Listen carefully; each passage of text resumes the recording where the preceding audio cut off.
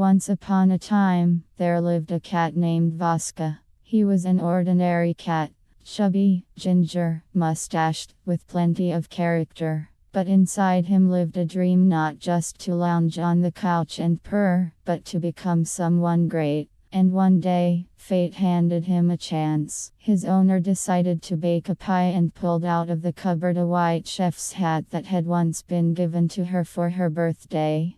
The hat was ridiculous, huge, and only got in her way, so she waved her hand. "Nonsense, I'll manage without it." She tossed it on a chair and forgot about it. Big mistake, because Vaska immediately jumped on the chair and tried the hat on. It was far too big, but the cat looked impressive. In the mirror, he didn't just see himself, he saw a true culinary master. "Meow," he proudly told himself. "Chef Vaska is ready for discoveries." From that moment, everything was decided. He was a chef, and the kitchen was his stage. The first thing that came under his paw was meat for cutlets. His owner had just prepared minced meat, then stepped away to take a call, while Vaska was already standing on a stool by the table. He stuck his paw right into the bowl, tasted it, and grimaced. "Ugh, raw. Where's the sauce? Where are the spices? Where's the art?"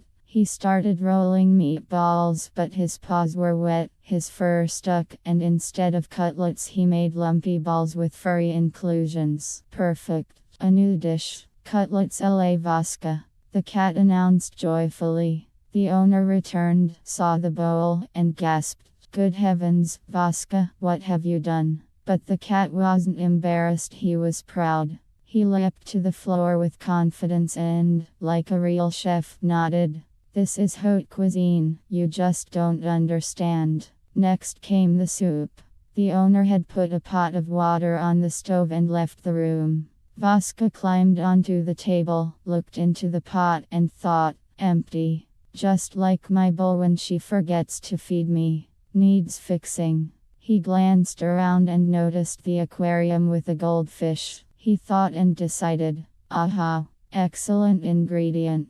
The French put oysters in soup, I'll add a goldfish. Very original." With satisfaction, the cat scooped the fish out with his paw and carefully dropped it into the pot. The fish splashed, the water hissed. Boil. Fish soup in the making. When the owner saw the fish splashing in the pot, she screamed, "Vaska, that's Petya." But Vaska just adjusted his hat with dignity and thought, "So what if it's Petya? Now he's Bouillon Deluxe." The real nightmare began when Vaska got to the flour. As soon as the owner opened the cupboard, the cat jumped inside, knocked over the bag, and within a minute was completely white like a snowball. He strutted into the kitchen and declared, "I am the culinary ghost." Then he decided the flour must be used for dough. But how to knead dough without water? Simple, use what's at hand. And at paw's reach was a teapot with cold tea. "Dough on tea, that's innovation," thought the cat, and cheerfully dumped it all onto the table. It turned into a sticky mess smelling of bergamot, and right away his tail got stuck in it. The owner rushed in, saw Vaska dragging sticky dough behind him, and groaned, "Why did I ever buy that hat?" But Vaska didn't stop there. He moved on to the eggs. He dropped one on the floor and proudly announced, "This is scrambled eggs surprise." He rolled the second one under the couch. "This is the egg in a secret oven." And the third he cracked over his own head, as if it were a coronation. "A chef must adorn himself with ingredients," the cat proclaimed solemnly. And so the entire kitchen was covered in flour. Noodles made of strings dangled on the floor. In the pot swam a goldfish instead of borscht, and the cat in his hat proudly stood on the table holding a wooden spoon like a true chef. The owner entered and froze. She was silent for a second, then said, "Vaska, what have you done?" The cat, without blinking, replied, "Meow. I have created art." And, raising his tail high, added, "Let the whole world know. Today, Chef Vaska rules the kitchen." After the catastrophe with the soup and the cutlets, the owner decided, "That's it, Vaska, no more kitchen for you." and chased him out into the hallway. But who can stop a true chef once inspiration is boiling? Vaska sat on the doormat and thought, real talent can't be restrained. A chef is like a river. Block its way and it will still find a path. And that evening, the owner forgot to close the kitchen door. That was all it took. Vaska slipped in quietly, straightened his hat, and declared to himself, Round 2.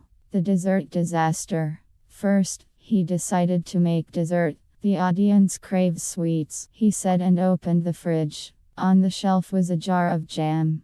Vaska tried to open it with his paws, but the lid wouldn't budge. So he dropped the jar on the floor. The lid cracked and jam spread across the tiles. Vaska happily jumped right into the sticky puddle. His paws were coated, his whiskers sparkled with cherry juice. He looked at himself and thought, perfect, now I'm a pastry chef too. He began leaving paw prints all over the kitchen floor, decorating it with dessert ornaments. To finish the composition, Vaska pulled one of his owner's socks from the basket, dipped it into the jam, and hung it on the oven handle. Voil. Tiramisu sock. Enter the rival. At that moment, the neighbor's dog, Sharik, poked his nose into the kitchen. The door had been left open, and he couldn't resist. Whoa, said Sharik, what's all this mess? This is haute cuisine, Vaska answered proudly. I'm making dessert. Dessert out of a sock? Sharik asked, baffled. It's an artistic twist. Vaska bristled. You know nothing about gastronomy. Sharik snorted. How? I cook better than you. Vaska's eyes lit up. A battle, then. The culinary battle.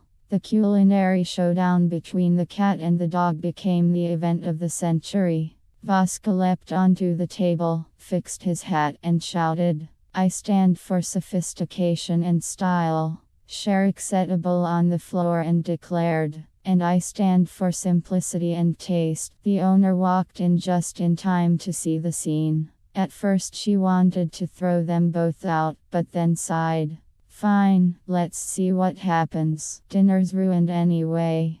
Vaska tore open a bag of pasta with his claws and scattered it across the floor. Then he pawed a few pieces under the couch and said, This is pasta with elements of surprise. The guest must find it themselves. Meanwhile, Sharik placed his bone in a bowl of water. There, broth, he announced proudly. Vaska smirked. Primitive. True cuisine must astonish. He opened a pack of butter and smeared it onto a pot lid, as if it were toast. Appetizer. Metal sandwich. The owner sat on a stool, torn between laughter and tears. The kitchen was becoming a junkyard of food.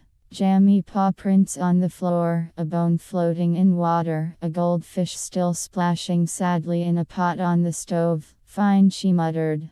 Let them play. I'll clean up later. Chaos in full swing. The battle raged on. Vaska grabbed a banana, tried to bite it, but the peel was slippery. He tossed it on the floor, it slid, and Sharik skidded with a yelp. Aha! The cat crowed.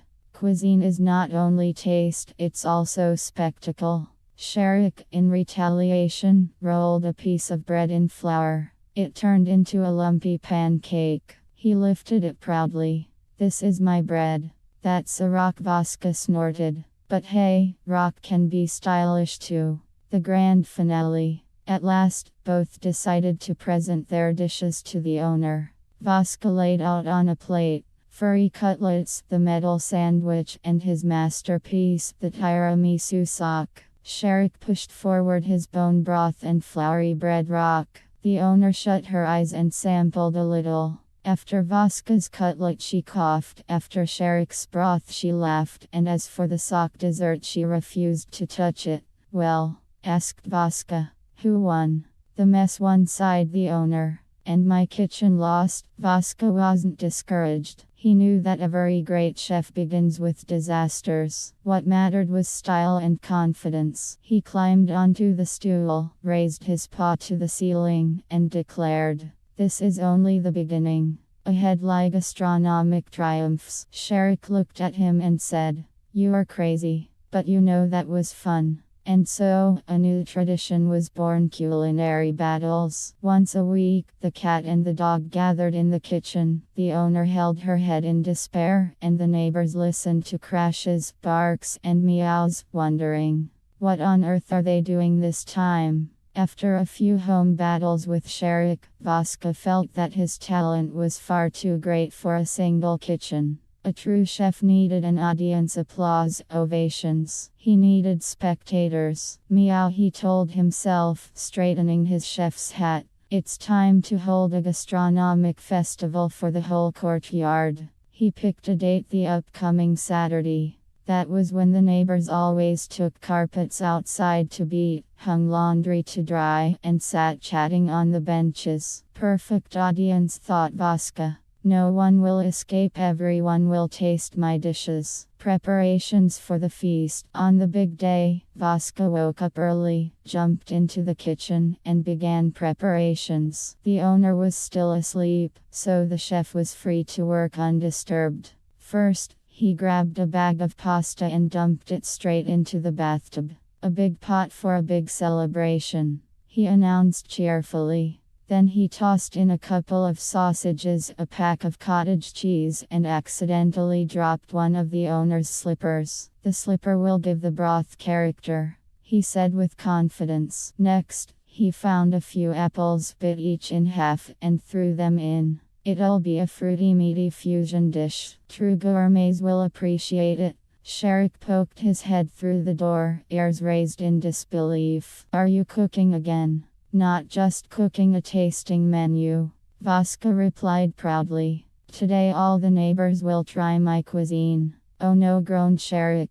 Better if they didn't. But the cat was unstoppable. He laid out his specialties on plates: cutlets with fur, now a double portion, breadcrumbs mixed with cat food, Homa-style salad, noodles boiled in the bathtub, jacuzzi soup, and his crowning glory, a dessert of jam, macaroni, and the owner's slipper, surprise cake. The courtyard spectacle. When the neighbors gathered outside, Vaska marched out proudly, carrying the dishes on a tray. It was a majestic sight. The ginger cat in a chef's hat, tail high, presenting his masterpieces. Ladies and gentlemen, he proclaimed, before you haute cuisine by Chef Vaska. Neighbor Aunt Masha gasped. Good heavens, the cat's lost his mind. Children clapped excitedly. Cat chef, cat chef. Sharik sat to the side, laughing until tears rolled down his muzzle.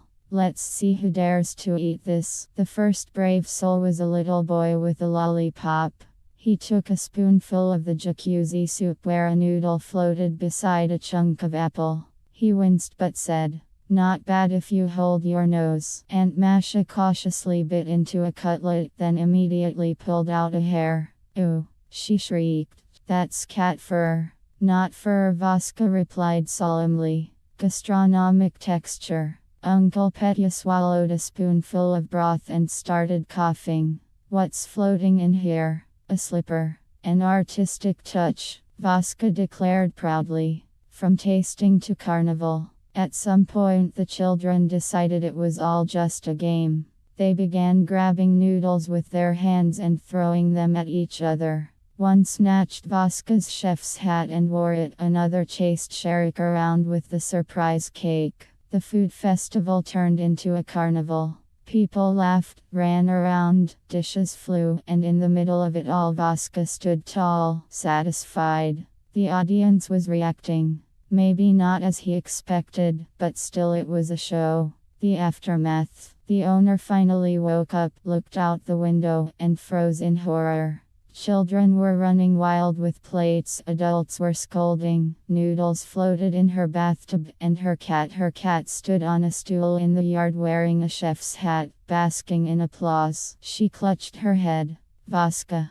The cat looked up at her proudly and said, meow. A chef never explains himself. Afterwards, the courtyard remembered that day for a long time. Some complained about stained laundry, some laughed about slipper soup, while the children retold again and again how the cat baked a cake. Sharik summed it up bluntly. You're insane, Vasya. but you know that was legendary. And Vaska, washing himself that evening, just purred. True cuisine isn't about taste, it's about emotion. And I gave everyone plenty of that.